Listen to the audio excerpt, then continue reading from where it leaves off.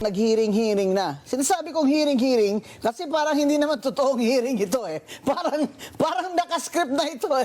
Pero tingnan natin, tanungin pa rin natin si Attorney Poa ng kanyang mga insights at kanyang opinion. Attorney, the Vice President filed a answer ad cautelam. Yes. Pero hindi siya nag-appear doon. Hindi po ba? Since impeachment is really largely a political process. Just tell the viewers, bakit nga po hindi na nag-appear si VP Sara Duterte? Unang-una, kailangan siguro nating maklaro sa ating mga kababayan na there is no requirement, contrary to statements that are being floated around, there is no requirement for a respondent to appear personally dito sa ginagawang pagdinig sa Committee on Justice. Pangalawa, we submitted a letter day before the committee hearings, that was, if I believe, March 22, I think. No? At sinabi natin doon sa letter na yon, basically, na we are opposing, we have fundamental objections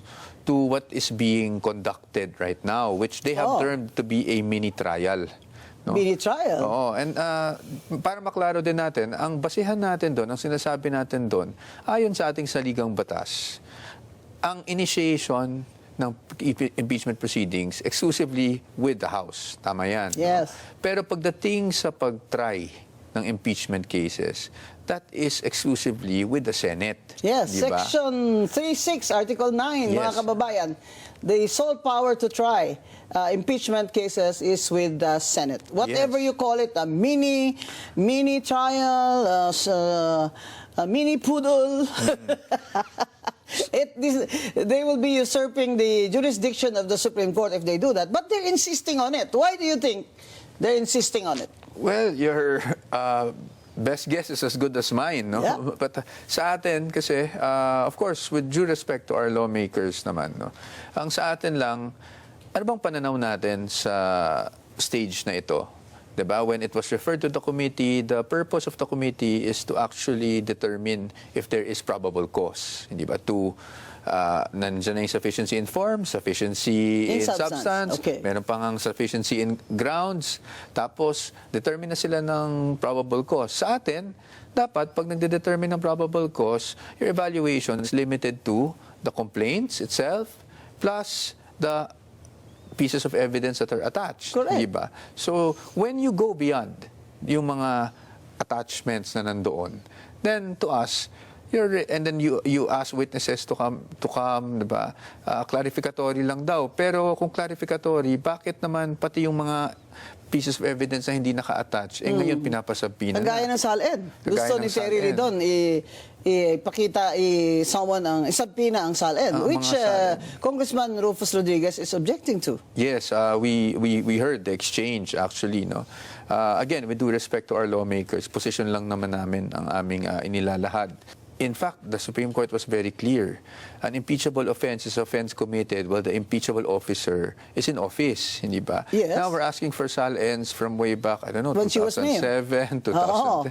So, hindi na kasi yan kasama sa usapin ng impeachment. But was that alleged? Is there an allegation there that refers to the SALN?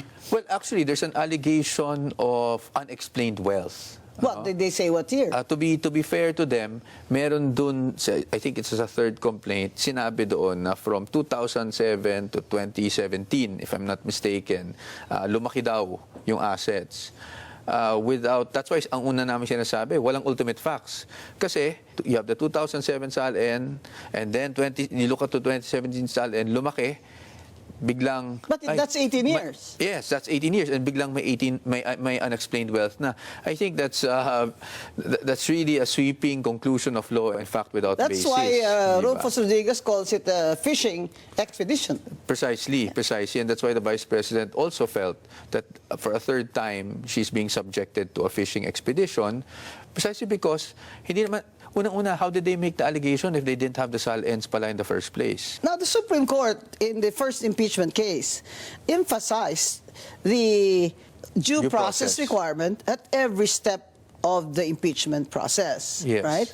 Itong ginagawa nila ngayon, I think one of your arguments is that they're violating the right to due process of the Vice President. Yes, from the get-go, dun pa lang sa aming answer ad cautelam, we already raised the issue of due process, specifically on what we perceive to have been the application of double standards between the impeachment complaints against the President and the impeachment complaints against the Vice President. Di ba? Kasi sabi natin doon, we are not questioning, and I need to clarify this, we are not questioning the standards because we admit that when in terms of standards, that's within the wisdom of the House and this time the committee, no? But when you lay down a standard and then impose a different kind of standard on equally situated officials, then there is double standard. Yan ang sinasabi natin. And that is a violation of due process. Yes, and also there have been comments. Again, we respect the views, no? But at least we have to defend our side. There have been comments that she has 16 lawyers. She was given the opportunity to file her answer, so due process has been satisfied. I think that's an oversimplification. Yes, because as Congressman Paulo Marcoleta said, sinabi ni Kong Paulo na ang due process requirement, ang kailangan, bawat ground ay sinusuri. Kunyari, may ground sila ng bribery. Isusuriin ng committee. O sa ground ng bribery, meron bang sufficiency in substance? Sa ground ng graft and corruption, meron bang Hindi Dahil ang ginawa lang nila, binasa lang nila lahat yun. At sinabi nilang sufficient ito in substance. Oo, and also when you say, yun nga, recital of facts, no? Yun din yung ano namin wala namang ultimate facts. For example, they said the Vice President committed plunder. No, alam naman natin may elements ang krimen na plunder. You are a public officer, amount is 50 million and above, and then lastly, and this is the most important part, there is amassing, acquiring, diba, appropriating ill-gotten wealth. For example, ngayon, dun sa allegation, sabi nila, may confidential funds. That's elephant in the room, confidential funds, hindi ba? May confidential funds. Dinisburse ang confidential funds.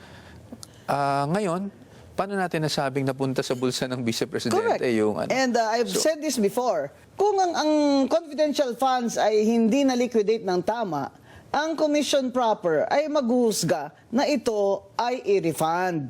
Pero dito sa case ni VP Sara Duterte, sinabi ng COA na may unqualified sila na report at ito ay na-liquidate na ng tama. Hindi ibig sabihin na kung hindi mo na-liquidate ang inyong confidential fund, ay plunder na. Kasi sa plunder, kailangan may transaction ka. May transaction ka na ikaw ang may control. Yung problema, wala namang nagbibigay ng ganyang opinion sa ating mga congressman dahil wala namang iniisa sa kanila dyan dating COA commissioner. At hindi naman sila dahil hindi naman sila magtatawag ng experts. So ngayon, ang tinasabi nila, sila na lang ang magsusuri. Kaya sinasabi ni Luistro na gagawa sila ng mini trial. Abay, Congresswoman Luistro, baka mini pudol ang ibig mong sabihin. Dahil yung mini trial na yan, wala yan sa konstitusyon. Hindi po yan jurisdiction ng House of Representatives. Under Article 9, Section 3, Subparagraph 6, the power to try impeachment cases lies solely on the Senate. So now that the Vice President will not appear, Attorney Poa, they subpoenaed you. Yes, they issued the subpoena against me. I have not received the subpoena, but I've already stated that I'm willing to attend. Of course. Because wala naman akong kailangan itago doon. In fact, 2 years ago, well, less than 2 years ago, there was already a Committee on Good Government and Public Accountability series of hearings, no, where we were called. And I was being asked about my participation in the confidential fund issue. And I already stated my point that my participation was limited, no, to the fact that when the COA issued AOMs, of course, I was tasked as the head of office to reply to the COA AOMs. But you know, again, in fairness to our lawmakers, they probably issued a subpoena in the hopes of clarifying certain matters with me, and I'm willing to submit myself to that hearing. And but to everything that, Attorney Poa, that everything that they ask of you must be based on what you have submitted. Yes, based on what we submitted, the documents would actually show that I never signed any of the disbursement because I really was not part of the use, disbursement, liquidation of all these Correct. confidential funds. But as much as I can, based on my personal knowledge, I will answer directly their questions. Wala naman tayong Did they say pinangitago. isasabi na nila ang Vice Presidente? Wala. Wala silang sinabing ganun. And as we all know, Bakit hindi pwede hindi nila yan. pinagsabi ng aking pinakapaboritong presidente?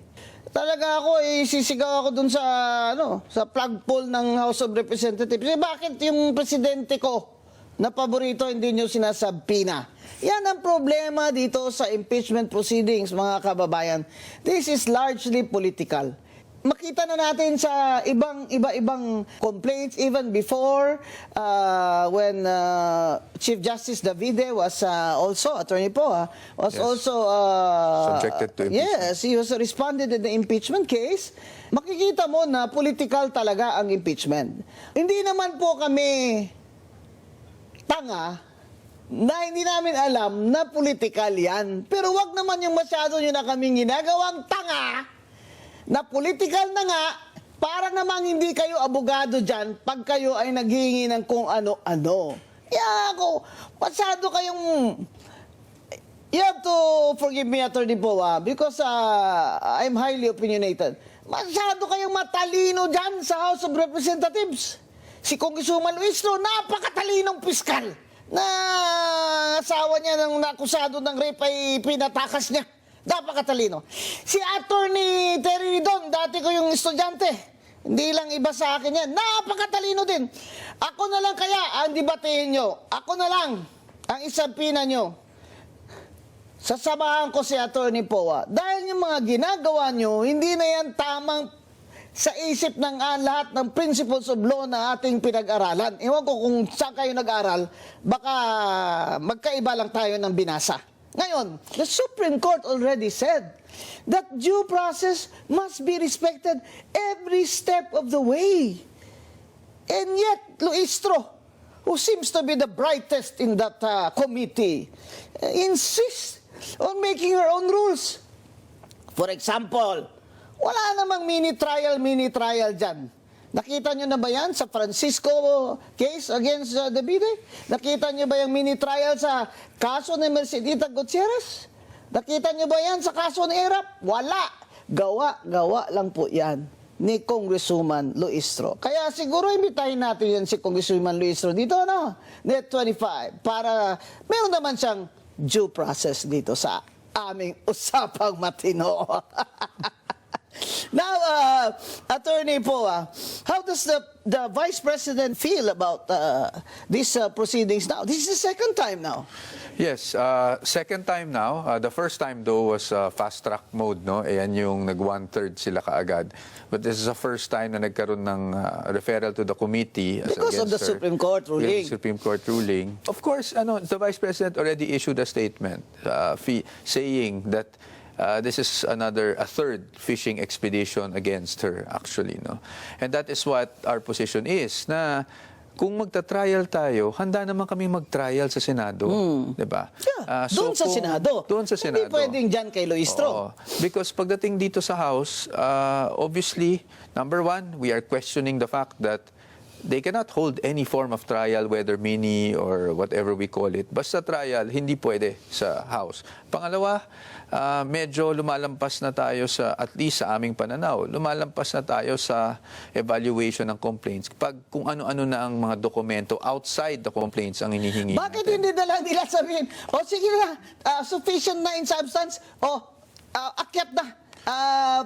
We have now approved na ang impeachment, articles of impeachment, akyat na sa Senado para doon ang trial. Bakit pa gusto nila ng ganito-ganito? Well, ayoko pong mag-speculate. Dahil, Of course, Attorney I have my Poa, opinions. gusto nila ng trial by public opinion. Alam nyo, masyado kayong matalino dyan, mas matalino kami sa inyo. We are 10 steps ahead of you. Alam na namin yung ginagawa nyo dyan sa Committee on Justice. Mamaya pati ako, ipakontempt nyo na. Kung hindi ba naman this is just all for show, bakit hindi na lang approve? Approve na articles of impeachment. Send it to the Senate. We have Doon na tayo mag-trial. Ready naman ang Vice President, di po ba? We have no objection to that. kung naririnig na nga natin na may numero na, 'di ba? May mga statements na may numero na. That's why we're saying kung pinag-uusapan na pala ang numero ngayon at may numero na and they want to already elevate it to the Senate, wala kaming problema doon because there we can fully defend the rights of the Vice President. So there you have an we opportunity. can test the credibility of these witnesses that we will produce. One We of them can- will be who? Madriaga? Yes. Well, I suppose because he was also Who is in issued a jail subpoena. for kidnapping for ransom? Yes. And Wala na so, ba kayong mas magaling na evidence na testigo dyan na hindi naman kidnapper? Ano ba kayo dyan? So, as Madriaga, who else will be their star witness? Well, we don't know, no? We are still anticipating kung sino yung mga... But we have ideas. Siguro, wag muna naming ilabas yung mga ideas ng mga star witnesses nila. But, once we're there, we can test the credibility and we can show the Filipino people once and for all na walang basihan itong mga aligasyon nila laban sa ating Vice Presidente. In fact, I interviewed Senate President Soto. And I asked him, I said, with all the things that you said against the Supreme Court ruling, the people are now saying, SP, that you are biased. So, mahirap po yan na kayo pa rin ang presiding dyan and people do not trust that you'll be fair. Ang sinabi niya, ito ang sinagot niya talaga, kung ako lang, if it were up to me, masyado na itong it takes too much of our time, this impeachment. 2 taon na lang. Pero kung pupunta yan sa Senado, ay gagawin ko ang tungkulin ko. So, sinasabi ng Senate President, gagawin niya ang tungkulin niya, iakyat niyo na ang articles of impeachment para naman may fairness ang Vice President ay merong opportunity naman to defend herself. Opo. Well, Com, I just need to state this for the record, no, because again, we're really on the the legal side lang. We do not dwell into the political, but we have always given the benefit of the doubt to the Senate President, to the Senate as that will be sitting as senator judges. We also are giving of the benefit of the doubt even to the Committee of Justice members. That's why itong ginawa naming objection dito sa ginagawa nilang mini trial, ito ay ibinigay muna namin sa kanila, inilahad namin sa kanila. We were trying to explain our side. Now, if that offended some of our lawmakers, we really regret that because it's not our intention to offend anyone. It is our duty as lawyers of the Vice President to protect her rights and her interest. And if we see that there are infirmities in the process, it's also our duty to bring these matters up and tell them that we have objections, serious objections, fundamental objections to the conduct of a so-called mini trial within the House. No? Now, sabi nyo nga, kung okay sa amin iakyat, definitely. We have been ready since last year. During the first round of impeachments, despite filing that petition with the Supreme Court, as we all know, it's always 50-50, diba? So, we were ready to go into a full-blown trial. But now, in the Senate, hindi na sila advantage kasi they need 2/3 or 16 votes. They need 16 votes. JV Ejercito, Senator Ejercito told me that sinabi niya na he is not in favor of that. Daming problema, lalo na ngayon, may gera. So, yung 15 nila, sa majority, nabawasan na sila ng isa, so 14. Ang sinasabi naman ng iba dyan, paano po yan pag si Senator Bato ay hindi po boboto? Abay, kahit hindi siya bumoto, kailangan pa rin nila ng 16 votes. Yes, you that's see? correct. That's correct. Mga kababayan, bakit para ano pa ito?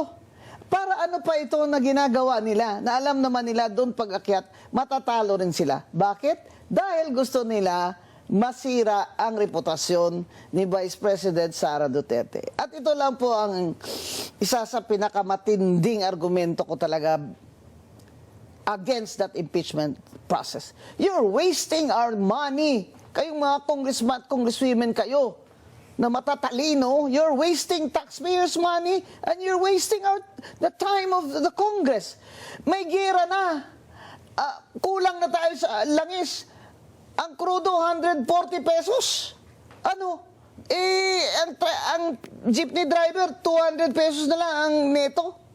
Take home, dati tigwa 1,000. Ayaw na magsakay yung mga joyride. Dati 60, ngayon 66 na.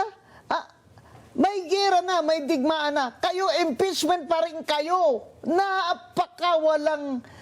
Wala kayong mga, compassion sa mga Pilipino.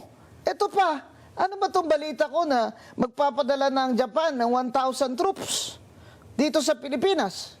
Siyempre, meron tayong EDCA eh. Ayan, President BBM. Sige, sagutin mo yan. At ano itong narinig ko? Na ang China ay nagpapadala na ngayon ng troops near Taiwan. Now, ayan, Tariela, sagutin mo rin yan dahil ako, gusto ko, mauna ka doon, Tariela, magpakahiro ka. Mga kababayan, eto na, digmaan, inflation, napakataas, hoarding, ultimo, bigas, wala kang mabiling bigas dun sa mga, of course, mga high-end na, na grocery, Ang mga tao, nag-hoarding ang mayayaman, ang walang pera, paano? Saan mo iaayuda yan? Ito ang sinasabi ko, impeachment kayo ng impeachment.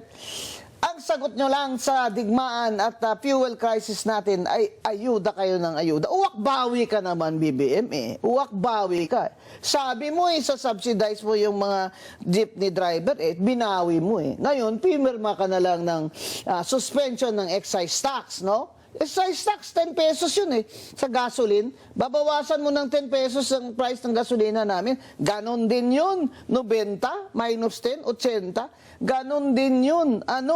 Ngayon, ang plano mo, BBM, maliban sa ang majority leader dyan sa House of Representatives ay anak mo, na si Congressman Sandro Marcos, na siyang nagkukumpas dito sa impeachment. Hindi pwede ba yun? At yung si Secretary Garin ay mawindang-windang na, kakahanap ng solusyon. Tapos ang majority leader na anak ni BBM ay nagkukumpas na ituloy itong impeachment.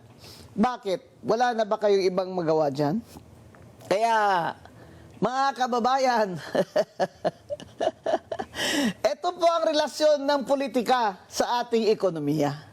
Nadagdagan lang po talaga tayo ng problema ngayon na hindi masolve ni BBM dahil ito ay digmaan na ang disaster sa atin ay tayo lang ang bansa sa buong mundo na nag-declare ang ating presidente ng energy emergency crisis. Kaya ngayon, tayo na naman ang talk of the world dahil dito sa ginawa nilang walang paghahanda. Ngayon, si Attorney Poa, tanungin natin ng kanilang paghahanda sa trial.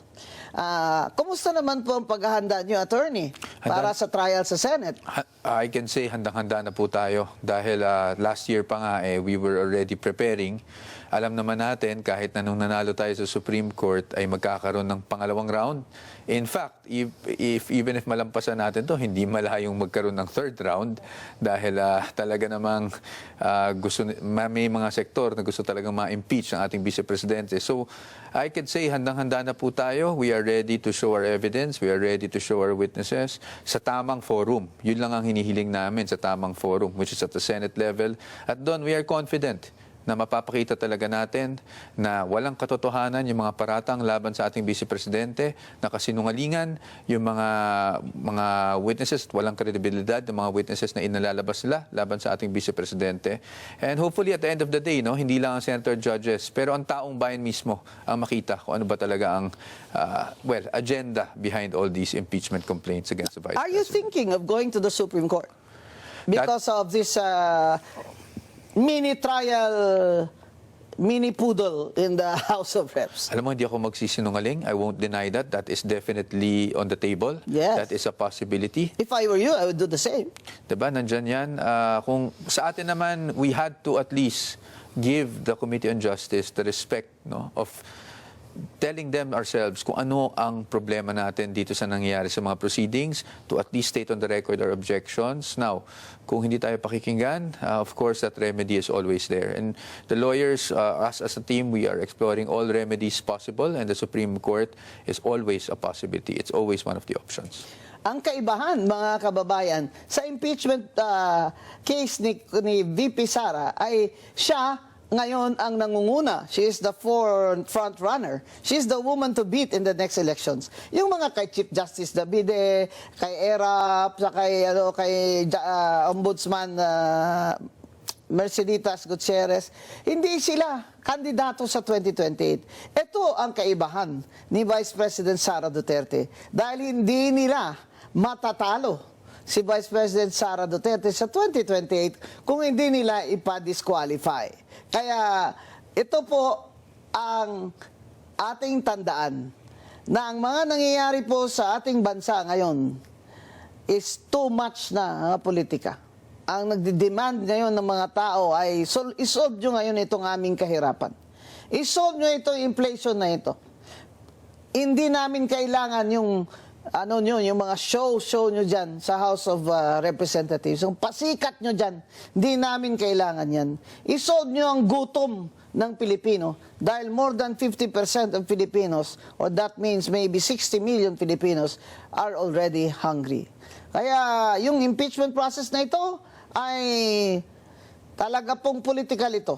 Ang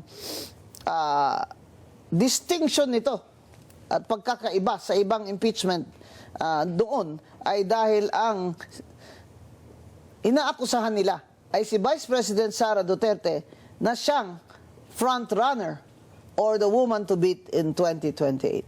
Kaya problema ni BBM dapat sulbahin niya.